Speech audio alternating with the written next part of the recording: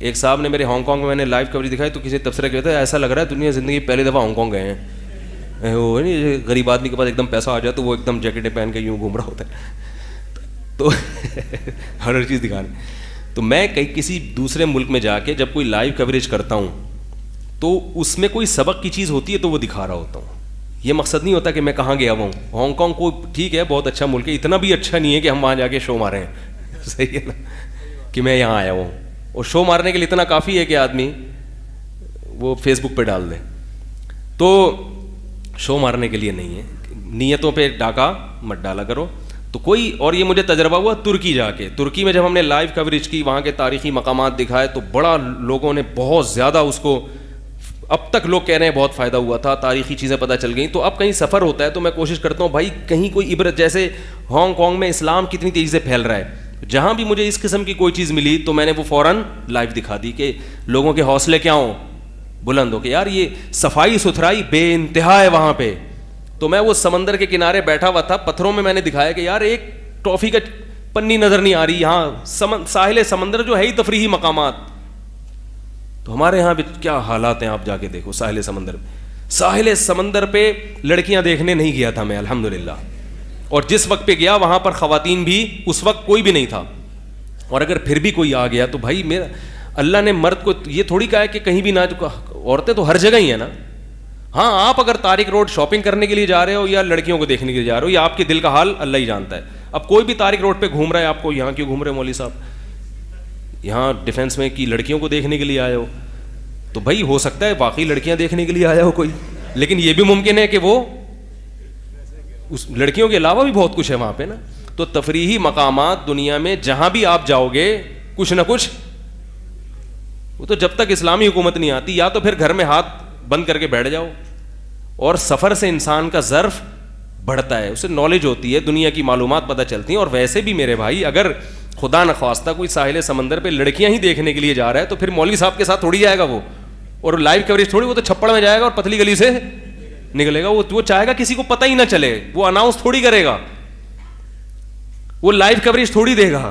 ٹھیک, تو وہی بات ہے کہ مثبت سوچو گے تو انشاءاللہ فائدہ ہوگا. نیگیٹو کی کوئی انتہا نہیں ہے, اور لوگ شو بھی مارتے ہیں اس میں, ایسا بھی کرتے ہیں, مگر ہم اس کے مکلف نہیں ہیں کہ لوگوں کے دلوں کے حال کو جا کے ٹٹولیں. تو وہ تفریحی مقامات میں جو فائدے کی چیز ہوتی ہے, یہ کوئی ہانگ کانگ کی صفائی بے انتہا, میں کہہ رہا تھا یار ہماری قوم بھی کاش اسی طرف آ جائے. میں نے ایئرپورٹ سے پہ جاتے ہوئے ایک منظر دیکھا کہ فٹ پاتھ پہ ایک کتے نے پوٹی کر دی. جب اس نے پوٹی کی ہے تو میں نے دیکھا کہ وہ فٹ پاتھ پہ گند ہو گیا. تو میں نے کہا یار یہ ایک گھاس کا تنکا بھی مجھے کہیں فٹ پاتھ پہ نظر نہیں آیا, تو یہ اتنا بڑا گند کا کیا ہوگا. تو میں حیران ہوا, ایک خاتون نے ٹیشو پیپر نکالا, اس پوٹی کو صاف کیا. میں اس کی لائیو ویڈیو بنانے والا تھا, مگر میں نے کہا پبلک کتے کو نہیں دیکھے گی اور پوٹی کو نہیں دیکھے گی, خاتون کو دیکھے گی. اور دیکھ تو ویسے ہی رہے ہیں, یعنی جان کر نہیں, بازاروں میں نظر پڑ رہی ہے, کب کوئی نیٹ پر پروگرام دیکھتے ہیں کوئی نہ کوئی تصویر آئی جاتی ہے, اس پہ کچھ نہیں ہوگا. میرے خلاف ایک کلپ آئے گا, اس نے ہانگ کانگ کی عورت ہمیں دکھائی, حالانکہ میں عورت نہیں کتا دکھا رہا ہوں آپ کو, اس کی پوٹھی دکھا رہا ہوں. اب عورت ضمناً آ رہی ہے تو آپ تھوڑا خود نظر کی حفاظت کر لو. لیکن میں نے نہیں بنائی, حالانکہ بڑا سبق تھا اس میں, میں نے نہیں بنائی. میں نے کہا نہیں چھوڑیں گے بھائی, یہ افورڈ نہیں کر پاؤں گا, پھر کلپ پہ فیک کلپ آئے گا وضاحتی بیان. تو میں نے لوگوں نے, میں نے خود دیکھ لو جتنا دیکھنا ہے, یعنی کتے کو, اس کو نہیں. تو وہ پھر پوٹی اس نے اٹھا کے, اور ڈسٹ بن بھی اس کی الگ بنی ہوئی ہے, بلی کی, پوٹیوں کی اور ان کی. اور پھر کمال کی بات ہے کہ پانی اس پہ ڈال کے اس کو باقاعدہ رگڑا ہے اس نے. آج کل تو بعض خواتین, سب نہیں, گھر میں بچہ پوٹی کر دے تو یہ کچھ نہیں ہو, سب نہیں بھائی, کچھ چند ایک, اتنی صفائی نہیں کر رہی, چند ایک, تو وہ باقاعدہ صاف کی. تو میں نے پھر بعد میں پوچھا, میں نے کہا یار اتنے نیک کیسے پیدا ہو گئی ہے. تو انہوں نے بتایا کہ قانون بہت مضبوط ہے, کیمرے لگے ہوئے ہیں, اگر یہ نہ اٹھاتی تو اتنا بڑا جرمانہ ہوتا نا اس کے اوپر, اس کی نسلوں کو یاد رہتا. تو اس سے پتہ چلتا ہے کہ حکومت, چلو قانون کی مضبوطی ہو یا کسی بھی طرح سے ہو, لوگوں میں ایک اویئرنیس تو پیدا ہو گئی نا, ملک تو صاف ہو گیا. ہمارے یہاں جو طالب علم تکبیر اولیٰ جس کی فوت ہوتی تھی، جامعہ میں قانون تھا وہ 5 روپے صدقہ کرے گا یا 10 روپے، اور وہ صدقہ پھر غریبوں پہ ہی خرچ کیا جاتا تھا اس کی اجازت، تو اس سے تکبیر اولیٰ سے کسی کی نماز نہیں چھوٹتی تھی. تو ہمارے ایک استاذ نے بتایا دیکھو ہمارے یہاں سب تکبیر اولیٰ سے نماز پڑھتے ہیں. انہوں نے کہا یہ تو پیسوں کی جرمانہ لگ رہا ہے نا اس لیے. تو انہوں نے کہا بھائی کچھ بھی لگ رہا ہے لیکن نماز تو ہو رہی ہے نا.